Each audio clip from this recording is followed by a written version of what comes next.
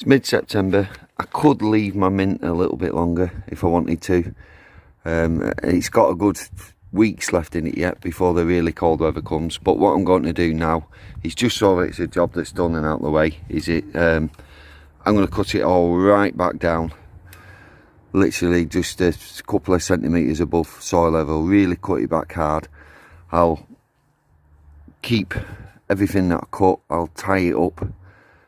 Put some string around it, hang it upside down in the kitchen, somewhere out of sunlight, direct sunlight, which will make the leaves change colour, and within a week or two it'll dry quite happily, being hung up upside down in our kitchen. And then with all the dried mint, we can use it for all sorts of stuff.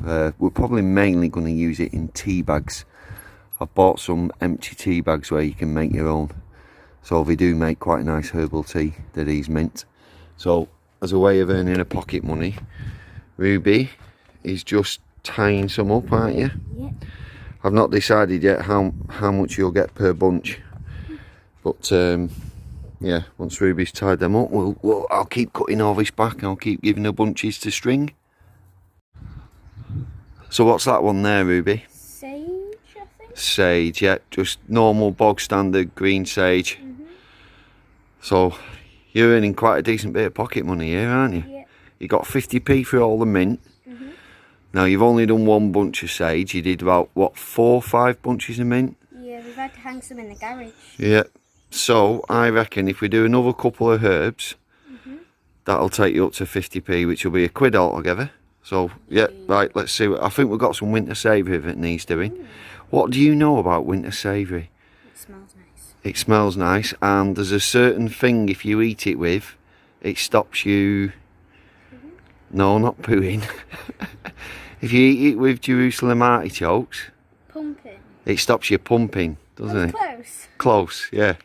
Right then, so sage, done. Let's get some winter savoury.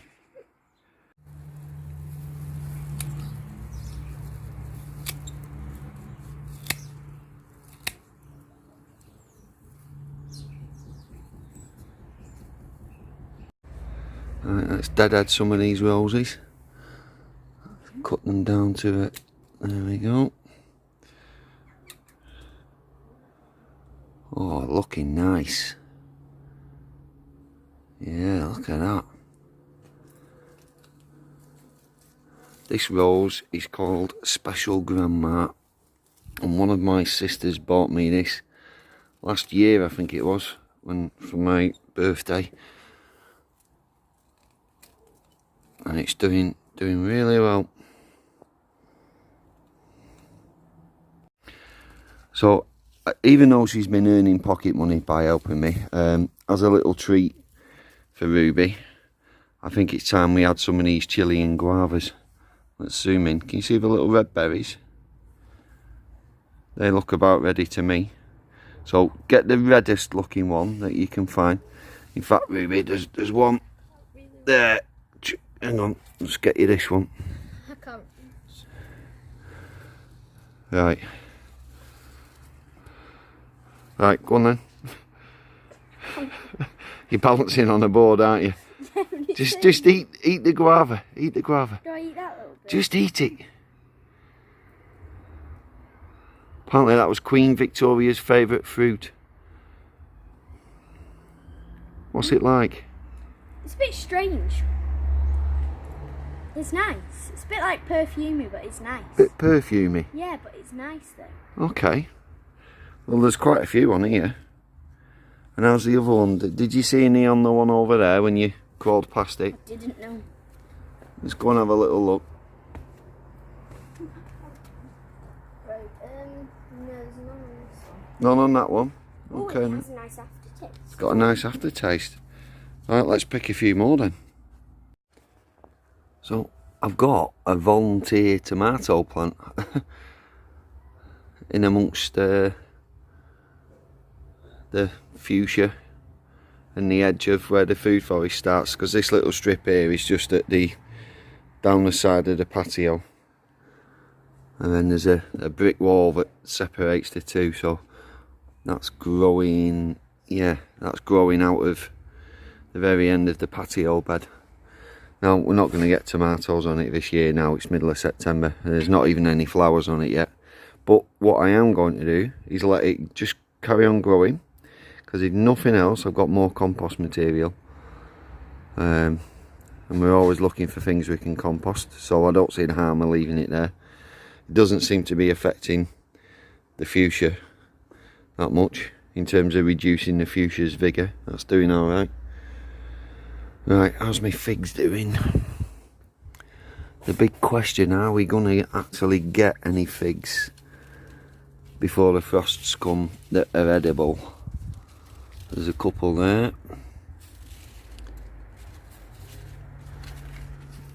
There's one hiding under there.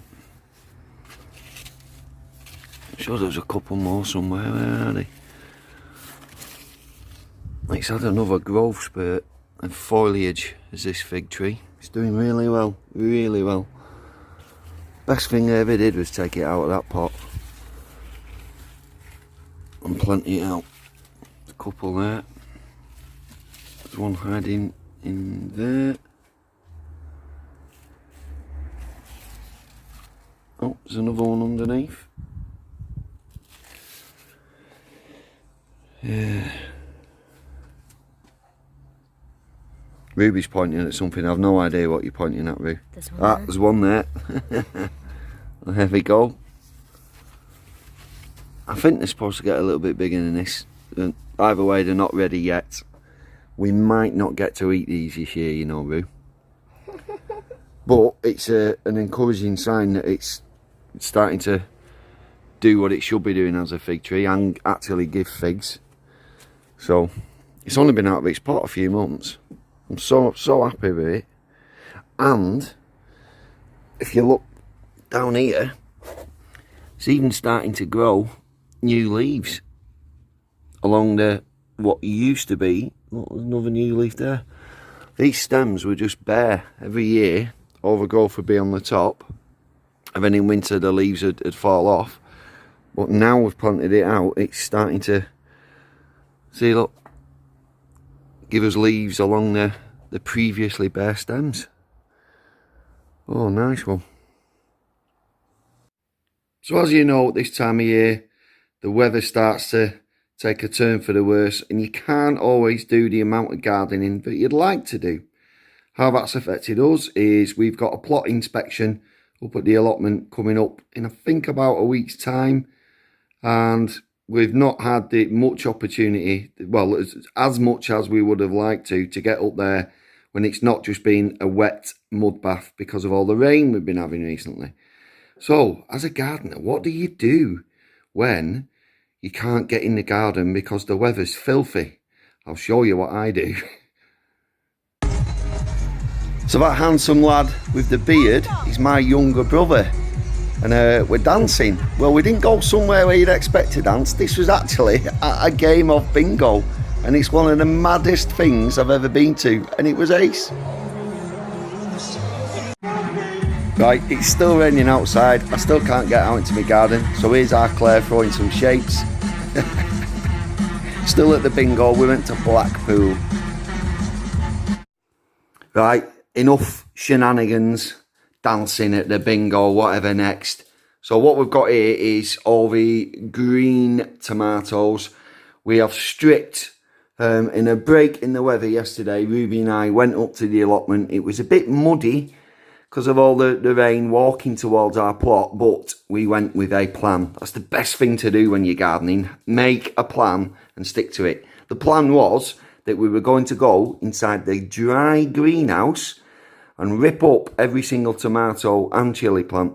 So we stripped all the chilies and we stripped all the tomatoes. Here are the green ones that need ripening. I've got a little tip, something that's served us well to ripen tomatoes. And what we'll do with these is we will tactically place the odd banana in and amongst these tomatoes. There's some science thing, I'm not quite clever enough to understand it, but apparently bananas give off a gas called ethylene, which helps the ripening process in other fruits. So we'll get some bananas. Right, they're just the green ones. A load of the red ones, hang on, I'll just take you over to the cupboard and show you what we did with all the red ones. I've made quite a few jars of pasta sauce. One of my amazing sisters, I've got two sisters, they're both amazing for different reasons. One of them's amazing because she bought me a beautiful rose bush, which I showed you earlier. The other one is amazing. It's because for my birthday a couple of weeks ago, she got me like an enormous stock pot. So last night we made quite a few jars. I've got more than this, they're just scattered throughout the rest of the cupboard, of pasta sauce with all the red tomatoes. Quite simple. I washed the tomatoes, chopped them, put them in my huge stock pot with some onions, garlic, celery, which we pulled a full bunch of celery from the ones that were going at the allotment. What else did I put in? Loads of herbs, a little bit of balsamic vinegar, some Himalayan salts, black pepper. Boiled it all up for ages till the tomatoes went like really sort of thick and mushy. And then we've got a little handheld blender thing. And then we just waz it up so it's like a really smooth consistency. So all the lids dink down. I'm sure I've done a video somewhere about how I preserve things in jam jars. If not, don't just try it. Do a little bit of research because your hygiene has to be absolutely spot on so that you're not encouraging things like botulism to grow. Very nasty botulism.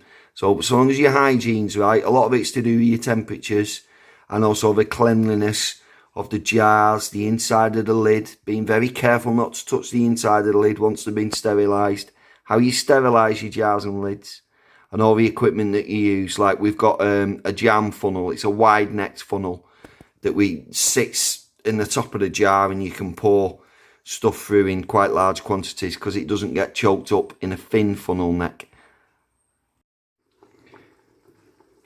Here's the stock pot I was on about.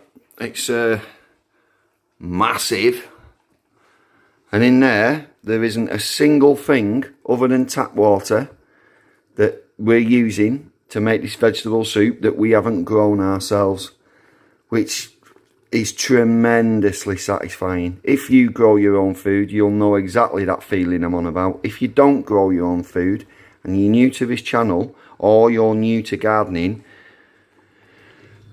don't muck around. Get out in your backyard, your back garden, put yourself on an allotment plot waiting list and start growing your own food. Because when you cook with it, it is just, well, I tell you, if the government knew how good a feeling it was, they'd tax it. So get in there before they start taxing it, the fun police. So same again, what we'll do with this is just let it cook for a little bit longer, and then it's just the way we like to eat it. You don't have to do it like this. We don't like big lumps of things in it, so we'll get the little blender in there, the hand blender, and we'll waz that up to a nice thin, runny, smooth consistency. Loads of freezer bags, get it in the freezer, and that's us. All through the winter, we'll be having the taste of summer as we enjoy the harvests of everything that we've grown this year.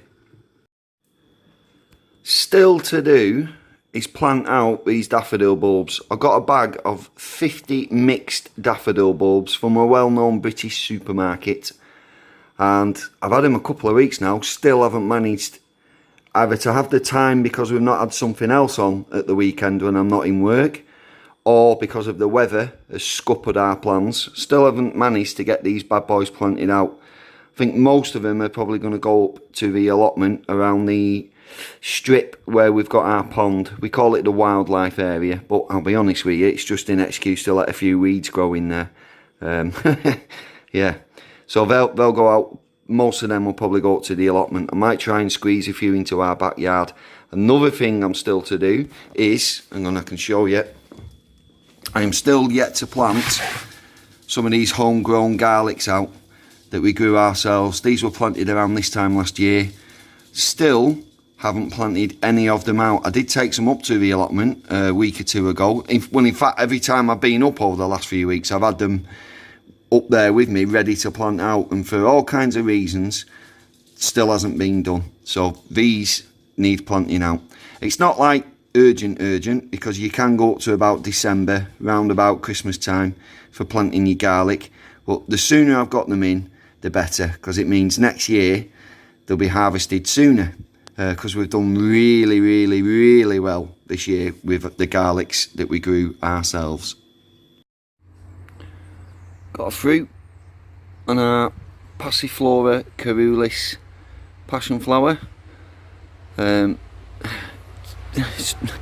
Strictly speaking, right, it is edible. However, I don't think they taste of absolutely anything. Ruby seems to think that they do, but if you have only ever had the Passiflora edulis passion fruits, and you're thinking about seeing what these taste like, take it from me, don't bother. It's not worth it. Just leave the fruits on, because as they ripen they'll go orange, and it's something interesting to look at, but certainly don't consider it as a food crop. Like I say, strictly speaking, you can eat them, but there's no joy in it. There really is no joy in it.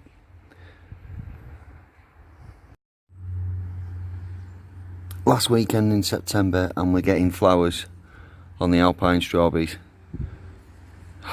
Wrong time of year, boys, come on. There's no way you're going to ripen. Oh, yes. Oh, I'm having that before Ruby sees that. Anyone else grow Alpine Strawberries? They are absolutely delicious.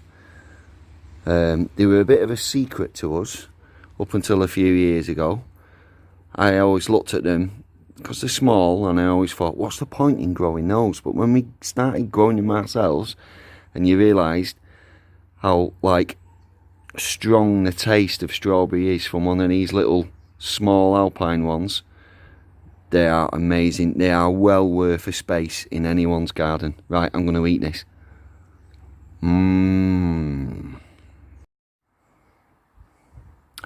So that's my lemon balm. I'll come on to talk about that very shortly, but first, Gardener's World. Who watches Gardener's World? Well, I do. I absolutely love it.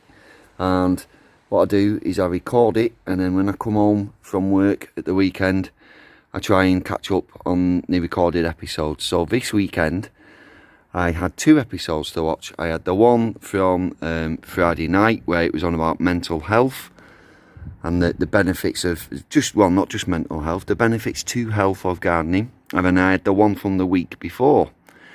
Well, the one from the week before, there was a fella on it that's growing a food forest. So I thought, right up my street, I'm having this. And it was good, and it started really well, and it was very interesting, until he started to talk about lemon balm. And I thought, what am I getting myself into here? Because I grow lemon balm as well. And what this fella was saying was, right, I'm going to pretty much almost quote him word for word. He said when he feels nervous in social situations, he gets some lemon balm, and the camera was filming him as he was talking, and then he lifted up his t-shirt and started rubbing the lemon balm under his armpit. He said he rubs himself with lemon balm because it calms him down. And then people compliment him on the nice smell, and he's rubbing it on his neck like aftershave, and people go up to him and tell him he smells nice. And then he started saying how he was once at a wedding, and he'd been rubbing lemon balm on him at this wedding, and a swarm of bees landed on him. And I thought, mate, just quit while you're ahead. You're going to put people off. You know, here's all of us lot encouraging people to get out and get some gardening done. And then you're saying, oh, by the way, when you smell like your plants, you'll get attacked by bees. And I thought, you're not doing us any favours here, mate. Or is it just me being a bit grumpy? I don't know. I mean, you know, we all know about how nice things like lemon balm smell. I'm rubbing it now because I'm going to enjoy the scent of that on my hand. However, you've got to draw a line somewhere, I think. And rubbing it under your armpits, that's taking it just a little bit too far for me. A little bit outside of my comfort zone. So, discuss. What do you think? If anyone else see that particular episode, where the guy was in his food forest. Amazing place, by the way, that he's made there. Really was amazing. He's growing some very interesting trees as well. There's one, I can't remember the real name, but he called it the Chinese stock tree, because the leaves are, it's like eating a vegetable stock cube apparently. Yeah, really good, and I've kept that one on record so I can go back and watch it with my notepad and pen and write down some of the names of some of the plants. But what do you guys think about the whole rubbing lemon balm under your armpits? Is that taking it a little bit too far? What do you think? How nice is that, seeing all that greenery behind me? Anyhow, stop admiring my own handiwork. Right, so thanks for watching, guys. If you haven't already, why not subscribe, and you get to see more of these free gardening related videos. I've got a few more in the pipeline. I just need to do my research for them, and I've got, what they are is, it's going to be some more meaning of plants videos, and I might throw in the odd quick 2-minute plant profile as well, whereas in the meaning of plants videos I'm talking about like the symbolism and the ethnobotany of particular plants, and the history of those plants. In my plant profile videos I mainly talk about the growing requirements, so what kind of soil they like, what kind of aspect they prefer, how big they get, that kind of thing. Right, thank you so much for watching. For those of you that are at Malvern right now, by the time I've edited this video and got it uploaded, I really hope that some of you have started smashing out your videos and getting them uploaded too, because I really want to watch them. I didn't go to Malvern. I am now going to go and rub some lemon balm on my intimate bits. Right, see you later, guys.